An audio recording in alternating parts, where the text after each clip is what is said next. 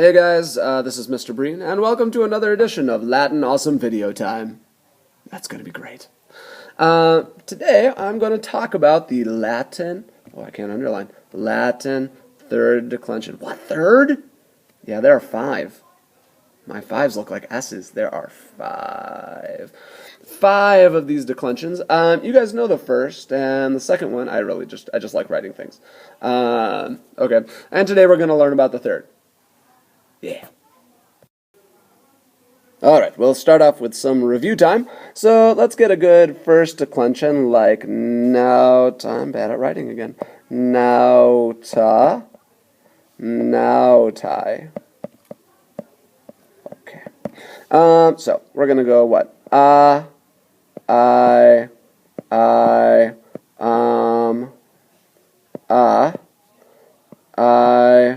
arum, is. Uh-oh, nope, gotta get rid of that. And I can't, okay. Is, as, is, and we're just gonna stick nout at the beginning of all those. Yep, that's first. We'll make a wall of separation. And for the second, we have maybe something like puer. Nah, let's not use puer because that one is weird and doesn't end with an S the way we want them to. So let's use something like hortus, just to give you something real regular. Hortus, horti, masculine. Oh, nautai are not feminine. Not at all. They're masculine. Anyway, so we're going to go hortus, o, orum, os, okay. Courage, being extremely clutch, got us these new pens, and you can see the product there. And so if you're wondering why my writing has improved, it's because of the pen. If you're wondering why my writing hasn't improved, it's because I write like a child. Okay. So I'm going to give you the new endings first, and then I'll go show you how it works on an actual word that you're going to get in an upcoming chapter. So the endings go like this. They go blank. Yeah, that's right. I'll come back to that later. And this is, again, remember, nominative, genitive, dative, accusative, and ablative. But the first one is blank. Nothing. Okay. The second one goes is, e, m, short e. In the plurals, ace, ibus, ace, ibus. So those are the third declension endings, okay? And this is one of those things that unfortunately you just kind of have to memorize, but you can, again, say them out loud. So just like you do I, arum, is, as, is for first, and for second you do us, o, e, orum, is, as, is.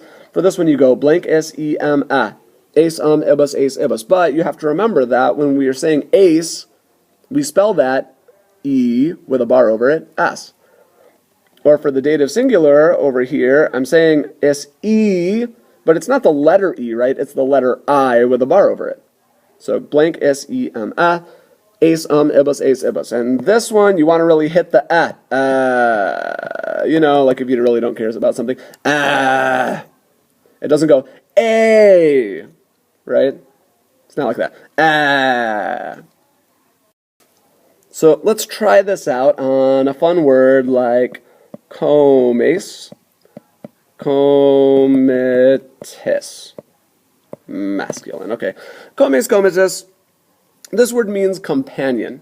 Notice C-O-M-T, that N later on is going to become an N, and we're going to get the word count. Like Count Chocula, Count Dracula. It's the title.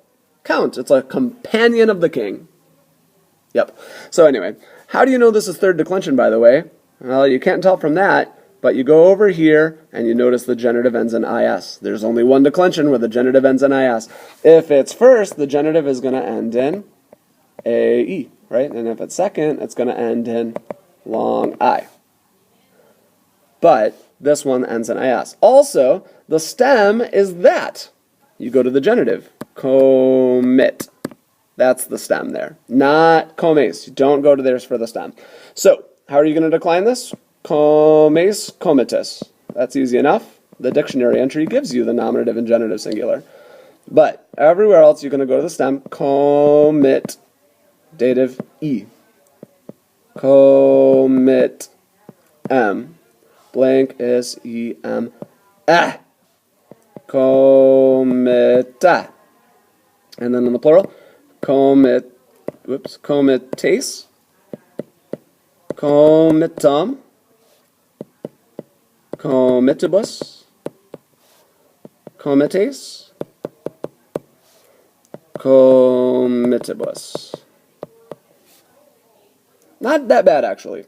The one really big thing that you have to remember is that the stem comes from the genitive form, not from the nominative form. First and second declension, a lot of times you can get away with getting the stem from the nominative form. Sometimes. But in the third declension, you can't. Almost ever. You go into the genitive, taking off that genitive ending, that's your stem. So, comes, that's why we call this blank. There's no ending, really. It's sort of random. It's not really random. They do fall into patterns. This S, if the third declension nominative singular ends in S, a lot of times the stem ends in T. Don't ask me why. But, so they do follow some kinds of patterns, but really what you want to remember is that this is blank. There's no consistent ending for the nominative singular. So these words, again, you just have to know. You have to know your vocab. All right, let's do another one just to be sure. We'll use another fun word like rex, regis, masculine. Regis are always masculine because this means king. King, and we get things like regal, regicide, which is killing a king. That's not good. Don't do that. Regal, king-like. Okay. Through French, we get royal, because the French don't know how to spell things. Okay. Anyway, so here we go. Rakes, regis, easy because the dictionary entry gives you that. But where do we go for the stem? You're right, kids. The genitive. Take off that genitive ending. And how do we know it's third declension? Well, because the genitive ending ends with is. So rex, regis, regi, regem, rega, regis, regum, regibus, regis, long E, regibus. Ugh. Okay.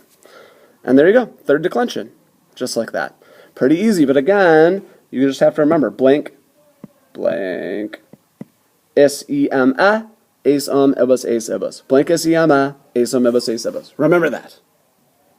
All right, Breen out.